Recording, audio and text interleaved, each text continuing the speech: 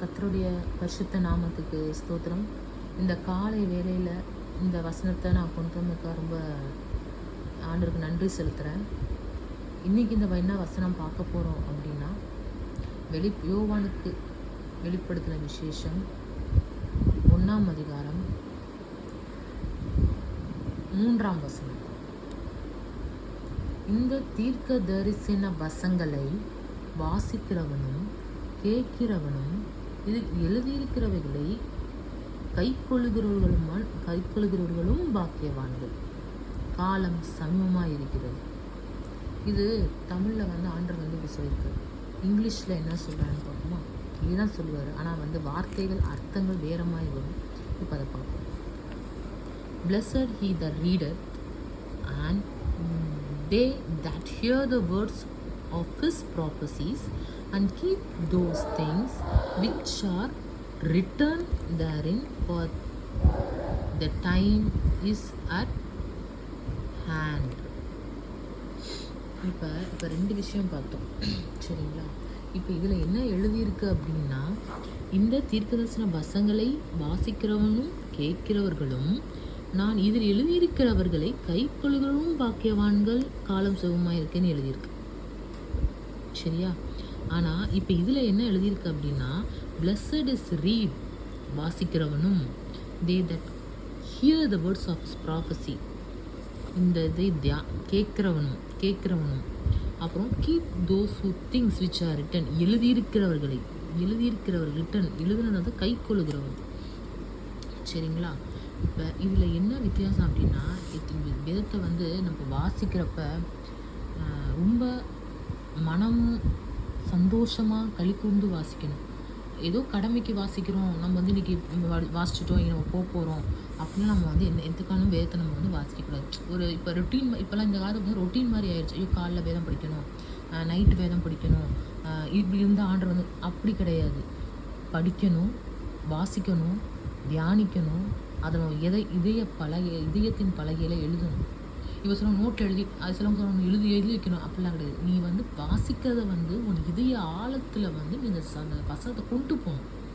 அதை வசனத்தை கொண்டு போய் அதை நடப்பிக்கணும், அது வாழ்க்கையில் நடத்தணும். அதை ஒவ்வொரு வசனம் நீ படிக்கிறப்பையும் இப்படி கொண்டு வரணும். அப்படின்னா இப்போ நீங்கள் சிலவங்க இந்த அவசர காலத்தில் ஓடுவாங்க, இல்லை சர்ச்சுக்கு போனால் போதும், ப்ரேயர் பண்ணால் போதும், ஒரு ரொட்டீன் மாதிரி இன்னும் சிலவங்க ஒரு ஷெடியூலாகவே பண்ணுவாங்க. இப்போ பார்த்தீங்கன்னா உலக காலத்தில் டெய்லி ரொட்டீன்ஸ் அந்த மாதிரிலாம் வருது. ஆனால் ரொட்டீன் எப்போதுமே பைபிள்ன்றது, ப்ரேயர்ன்றது ரொட்டீன் கிடையாது. ஒரு நிமிஷம் நம்ம வேதத்தையும் ஜபமும் பண்ணுறப்போ உண்மையாக உத்தமமாக பண்ணணும். எத்தனையோ பேர் கடவுளை ஆராதிக்கிறாங்க, ஆனால் வாயை விட்டு ஆராதிக்கணும், இதயத்தில் யாரும் கடவுளை உண்மையாக ஆராதிக்கலை. அதனால் காலம் ரொம்ப சமீபமாக இருக்குது. ஆண்டவர் வந்துட்டுருக்காரு, எதிர்பார்த்துக்கிட்டு இருக்கோம். பூமியின் கடைசி சில நொடிகளில் நம்ம வாழ்ந்துக்கிட்டு இருக்கோம். என்றைக்கும் இதுவே நடக்கலாம். கடைசி காலம், கிருபையின் காலம் முடிஞ்சு இப்போ கடைசி காலத்தில் எந்த நொடி எதுவும் நடக்கும் நிச்சயமில்லாத வாழ்க்கையில் வாழ்ந்துக்கிட்டு இருக்கோம். ஆண்டவர் வர அன்னைக்கு வெறுங்கையாக நம்ம யாரும் இருக்காமல், ஆண்டவர் அவர் வசனத்தை தியானித்து ஒவ்வொரு நாளும் சந்தோஷமாக வாசிக்கணும். இன்றைக்கி ஆண்டவர் எனக்கு என்ன சொல்ல போகிறாரு, இன்றைக்கி ஆண்டவர் நான் எப்படி எடுத்துக்க போகிறேன், என் வாழ்க்கையில் அதை எப்படி அப்ளை பண்ண போகிறேன், என் வாழ்க்கையில் அதை நான் எப்படி கொண்டு வர போகிறேன், இது நிமிஷம் எனக்கு என்ன நடக்க போகுது, இப்படிலாம் அந்த அந்த அந்த சாபத்திலிருந்து அந்த வசனத்தை முழுமையாக படித்தாலே நம்ம விடுதலை ஆயிடுவோங்க.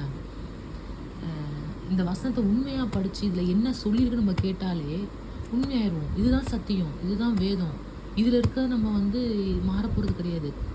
இதில் இருக்கதான் நம்ம படிக்க போகிறோம். நம்ம இதில் இருக்க தெளிவாக நம்ம படித்து நம்ம தியானத்து இதயன்ற பலகையில் நம்ம எழுதணும். இதெல்லாம் நோட்டில் எழுதி வச்சுருவோம், இதெல்லாம் கிடையாது.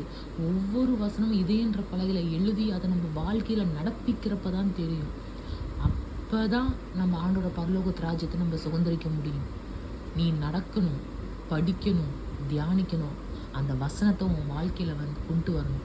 அப்போ தான் நம்ம எல்லாரும் சேர்ந்து பரலோகத்தில் கர்த்தராகிய தேவனை நம்ம தரிசிக்க முடியும். கடைசி காலம், கடைசி நொடியில் இருக்கோம். நம்ம சிந்தித்து பார்ப்போம் நம்ம எந்த கட்டத்தில் இருக்கோன்றதை.